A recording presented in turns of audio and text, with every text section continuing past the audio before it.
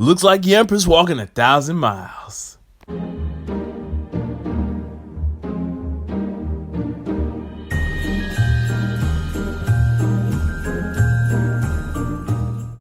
Yo, what's up everyone? Treyman1 here and welcome back to another Pokémon Journeys anime review. Today we're covering the final episode of the year, episode 49, the big Chloe and Eevee episode.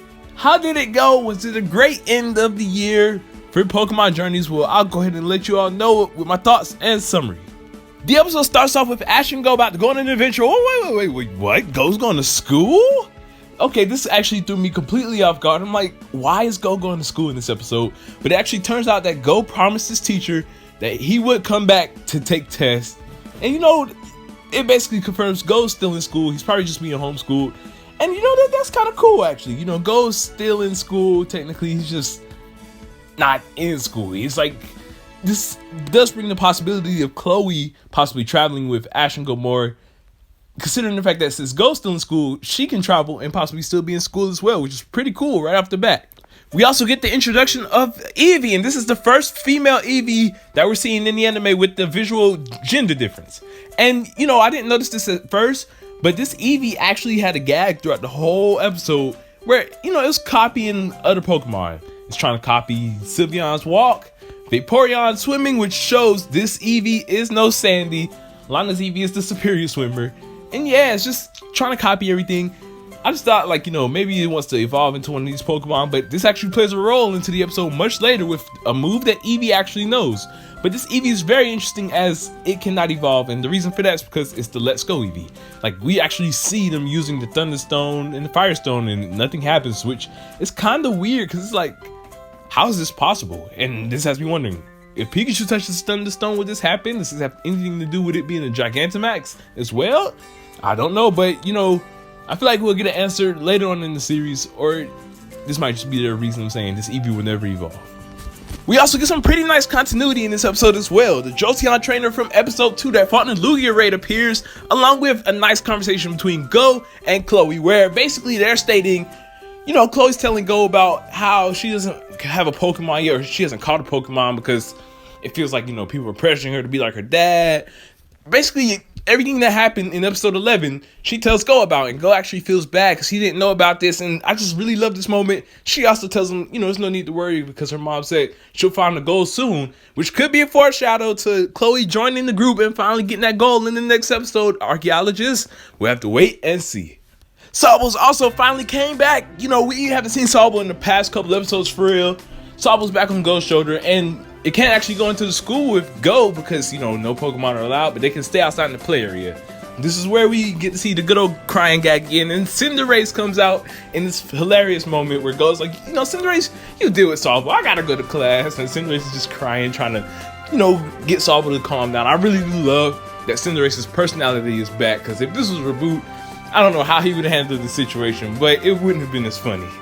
Yemper's making his way downtown, walking fast, passes Eevee. Yeah, guys, Yemper actually ends up meeting Eevee, and at first they have an odd exchange with Eevee copying Yemper again, but the two become friends real quickly, and Yemper's trying to protect Eevee from the Eevee researchers who are actually just trying to get it back to the lab so it can be safe. And that causes a whole problem because Ash thinks that these are some bad guys. He follows afterwards, and yeah, it causes a whole dilemma. While the real crooks, Team Rocket, who are, yes, they're here again, they've been appearing a lot lately, are actually going to steal the Pokemon in the school, and Jessie's doing her whole actress thing. Yeah, you know, Team Rocket weren't actually that bad in this episode, but they are kind of getting overused just a bit.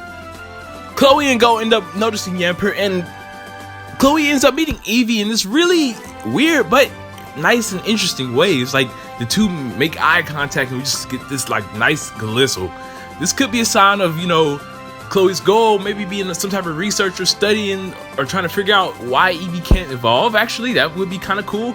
But all I know is great things are coming from these two, and I'm looking forward to it. Chloe and Eevee had some really nice bonding in this episode as her and Go tried to save Eevee from the researchers. Meanwhile, Ash gets caught in one of Team Rocket's pits that we haven't seen in a while. Last time we saw it was in Sun and Moon episode 62. Now it's the Meowth episode, the Alolan Meowth episode.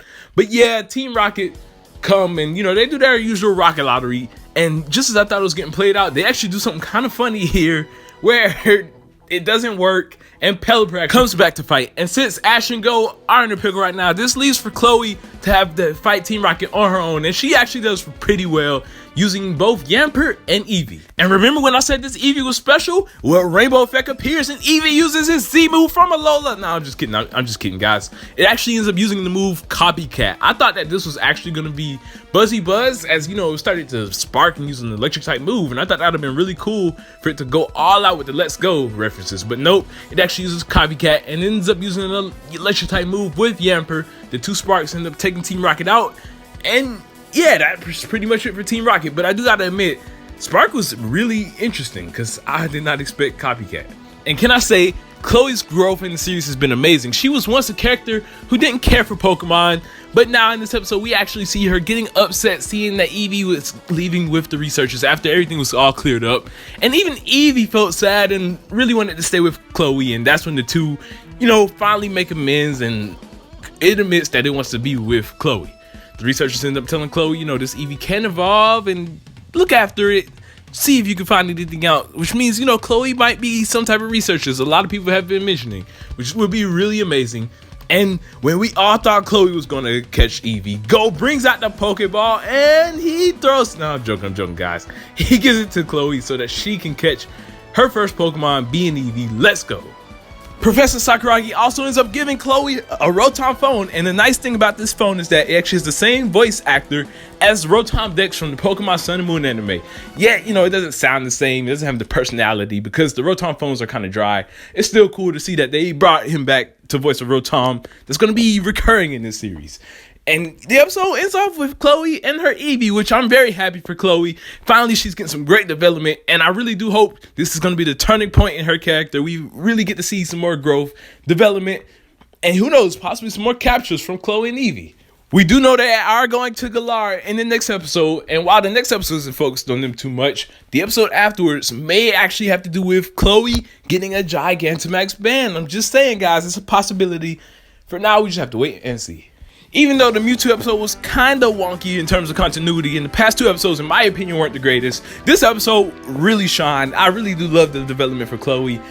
It just, I don't know, it just felt so wholesome. It was a nice breath of fresh air of an episode.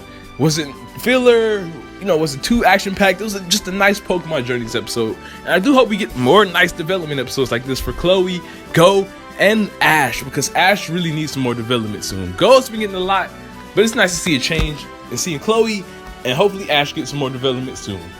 And yeah, that's overall all I gotta say for this episode. It was a great way to end the year. I'm really looking forward to what Journeys has to offer in next year. And yeah, I do recommend you all check this episode out. In the comment section down below, let me know what y'all thought of this, you know, episode. I would love to hear. Are you glad that Chloe caught Eevee? Would you have wanted her to catch another Pokemon? Do you think it's going to evolve? And what Pokemon do you think it's going to evolve into? We know that it is a Let's Go Eevee, and I'm pretty sure it's going to Gigantamax soon. We just have to wait and see. Thank you all for watching. I hope y'all enjoyed. Don't forget to leave a like and subscribe. TreyMan1, peace out.